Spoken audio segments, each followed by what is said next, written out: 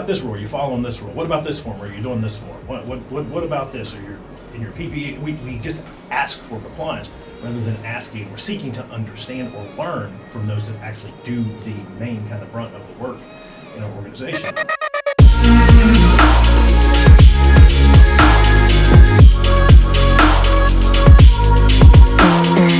Hello, howdy, how everybody. Sam Goodman, the Hot Nerd, here, Pillars Media Co. Studios, hanging out, doing a lot of work today. Welcome to episode 5 of the Safety Sucks vlog. I hope that you are enjoying these things. As you know, you can reach out to me, www.thehotnerd.com. You can use that handy dandy contact form to get into contact. Let me know what you want to talk about. Let me know who you want to see on the podcast, all that kind of sort of stuff. And speaking about, talking about things, let's go ahead and jump into today's message. So today I wanted to take a few minutes to talk about us. I wanted to take a few minutes to talk about safety professionals. I wanted to take a minute to talk about WTF is a safety professional anyways. And I think a great place to start is with our current defined role. Typically, safety professionals are defined as all-knowing gurus, selfless sacrificers, soothsayers within our organizations, predictors and preventers of company woe, fixers of company woe. But how did we get there? How did we wind up in this place? The safety practitioner is expected to be a master of nearly everything. They're expected to predict and prevent almost all bad things from happening. They find themselves thrust into situations as experts, even when they're not, even when they have little to no expertise in a particular obscure area of environmental health and safety. They're commonly expected to willingly sacrifice their personal well-being, their relationships with their friends, their families, their significant others. They're expected to give up their own life and suffer in the name of the most sacred, in the name of safety. The safety practitioner is expected to be everywhere, be there always, and execute perfectly on everything. How the hell did we find ourselves in this position? The answer? Our deeper rooted underlying assumptions about safety at work in general. The current description, the current definition of our role as safety practitioners is merely a symptom of our deeper rooted assumptions about safety at work. These underlying assumptions influence and shape our outwardly facing definition of the safety practitioner and how they provide value to the organizations in which they serve. In more traditional based organizations, we view safety as an outcome. We firmly believe at our core that all incidents are preventable. That by managing and preventing lower level events, that we can predict and prevent larger events on the horizon. And we firmly believe that if we can just get people to stop making errors, that if we can just get people to finally follow the rules or follow them hard enough or care more or be more, then finally all will be well. Ultimately, we view safety as the absence of accidents. The absence of accidents equals safe. The presence of accidents equals unsafe. What do traditional organizations value? They value 0. And the safety practitioner will ultimately work to support what the organization values. From our general assumptions about worker safety grow our assumptions about the professional practice of safety, about the safety professional. We view safety as an outcome to be managed.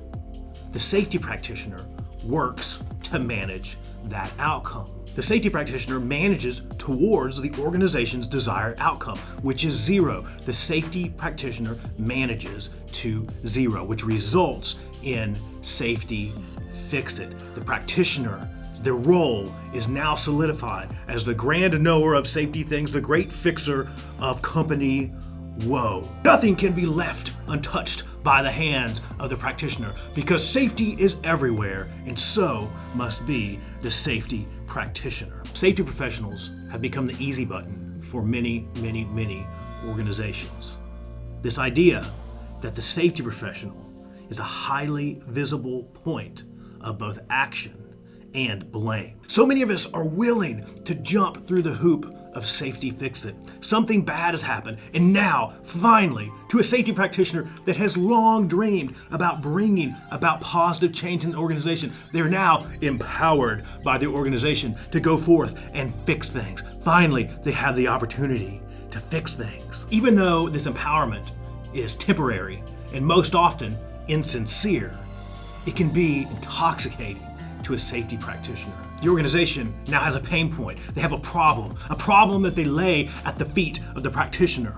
The practitioner now has the authority to go forth and mop up the problem. As the safety professional dutifully begins their practice of safety fix-it, the organization demands swift and measurable action. They want action yesterday. The practitioner often finds himself unsure, overwhelmed, and they swiftly push out actions, meaningless actions that really fix not much of anything.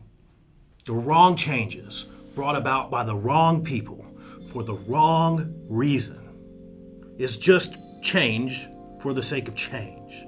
It's not change in pursuit of betterment, but our assumptions and our beliefs around the role of the safety practitioner, our beliefs around how that role brings value to our organizations, our beliefs that they bring value by being the great predictor and grand knower of safety things, that they bring value by being an easy button for the organization, only serves to drive us in the wrong direction. It drives us opposite of betterment. So how do we fix this big glob of crap that we find ourselves in as safety practitioners? How do we move beyond this fact that we love what our job stands for, but we hate what it has become?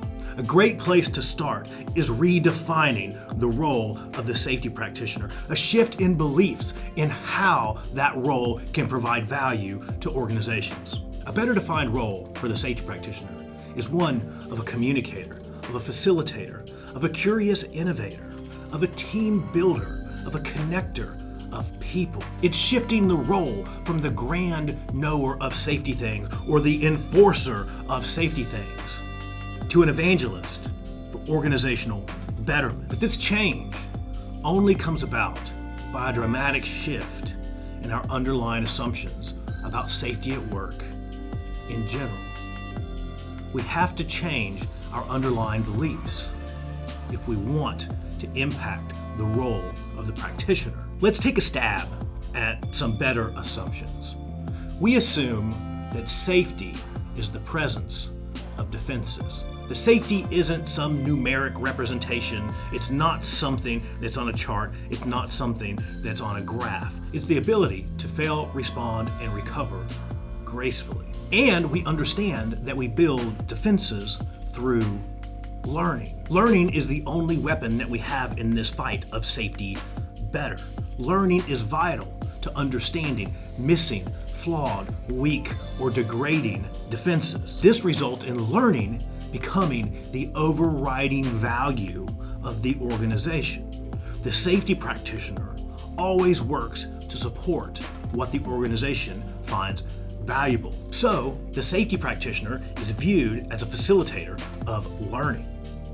This leads us into the new definition, into the new role of the safety practitioner. The practice of professional safety has long been plagued by an identity crisis which is in desperate need of resolve. Flawed underlying assumptions have led us down this path. If we want to create a more impactful role for the safety practitioner, if we want to better serve those organizations and ultimately the people that work within those organizations as safety professionals, we have to target those underlying assumptions. We have to start with better assumptions if we want to create a better role for the practitioner. This is not a question of specifics. I don't think it does any of us any good if we just write down this rigid box of roles and responsibilities and a rigid definition of the safety practitioner. It's a matter of essence. At the core of it all, what is a safety professional? At the core, what is the most valuable use of our time? At the core of it all, how can we make a positive impact on the organizations and the employees that we serve? It's a matter of impact. The current defined role of the safety practitioner limits the positive impact that they can have. By shifting the role from fixer to facilitator, from fortune teller to curious learner and risky innovator, we're strengthening our impact. We owe it to ourselves. We owe it to our profession. We owe it to the companies and industries that we serve. And more importantly, we owe it to the people whose lives we're supposed to be trying to better, to create a more impactful role for the safety practitioner. Well, what did you think about it? I would love to hear your thoughts. Sam@thehopnerd.com. Look, you know I'm the last person that's going to tell you there's one right way to do things. I'm the last person that's going to tell you that there's one correct definition for the role of the safety practitioner. I'm the last person that's going to tell you any of that garbage, because that's exactly what it is. It's garbage, right? But what I will say is I think we can all agree that we need a better starting position. We need to shape better assumptions if we want to create that impactful role that we should all desire. But it's all of us together. That's the entire reason why I would love to hear your thoughts. Leave them down in the comments below. Share this video, ask your friends, ask other safety professionals, and again, let me know. I'd love to hear your thoughts. That's all I've got. Back to work. Here we go. So to wrap up today's video, I wanted to take just a second and update you on some stuff that we've got coming up. All things in the world of the Hop Nerd / Pale Horse Media Co. / Hop University. As you know, we have the new book coming out mid-May. I am so excited to bring you Safety Sucks, the manifesto. I'm even more excited to bring it to you with my near and dear friend Ian Allison. So pause, make sure you head over and you check out Ian's podcast, which is totally non-safety related, which is kind of sort of cool, right? To listen to stuff that's not just safety. Go check him out. It's Native Film Talk. He does just a phenomenal job with that, and just his work on this book has just been awesome. I'm super excited. I'm just excited. I can't tell. Secondly, on May 18th, I'm going to be in the sunny and the beautiful FLA, USA, speaking at Safety Day 2021, which is brought to you by the ACFS. Look at this. Look at this. How cool. Make sure you head over. Look at my sweet cracked phone. Make sure you head over and you register for this. I mean, the folks that are going to be there are just absolutely amazing. Valerie Reed, Dr. Linda Martin, Emily Elrod, Sam Goodman. Sam Goodman's going to be there. All kinds of awesome people. And as I'm sitting here, I also want to show you this. I don't want to be rude and just stare at my phone, but let's see if I can get that to come into focus. Look at that. Attendee registration. $30. $30! $30! Be there or be square, right? Like, you should totally come to this thing. The ACFS is just absolutely awesome. I'm proud to be able to partner with them. Just head down there and present. Just look at what they've done. They managed to pull together a really, really, really cool event packed full of awesome speakers, which I'm honored to be a part of. And they brought it to us at $30. $30! There's not many other organizations out there doing that. Most of them want to charge you like $1,500. Most of them want to charge you like $1,500 for a load of shit. I don't know how they managed to combine fun, safety, affordability, and Florida, all in the same thing. So I'm super excited. That's all I've got to say. I just wanted to let you know, make sure if you've got some free time, if you want to head down to Florida, if you want to come hang out with me, I'm going to be there on May 18th. And you can find out more information about that event at acfs.org. We also have a lot of stuff coming up on the podcast, which is super duper fun. I've been doing interviews, as you've seen through this video. So make sure you be on the lookout for all those new episodes coming out. I've been doing the ranting thing, which you asked for it, I'm giving it to you, but I wanted to pepper back in some super awesome guests, and they're on the way. So if you're not subscribed, please make sure you head over and you subscribe. If you enjoy the podcast, leave us a 5-star review. That helps us more more than you could ever imagine. I also have a lot of stuff going on over at hopuniversity.org. I've been doing a lot of one-on-one coaching lately, and those slots have filled up fast. I've got a couple openings left, so if that's something that would interest you, it's there. You can go check it out. It's all kinds of sort of fun. And other than that, I'm going to be hanging out in Vegas in a couple of weeks, so that's kind of sort of cool. So if you're a safety pro in the Vegas area and you got any safety pro tips for where I should go hang out, let me know. I only go to Vegas every now and again. I avoid it. I like to stay out of trouble. So to wrap this whole thing up, a lot of writing, right? A lot of video making stuff, a lot of stuff going on with Hop University, a lot of stuff going on the Hop Nerd podcast.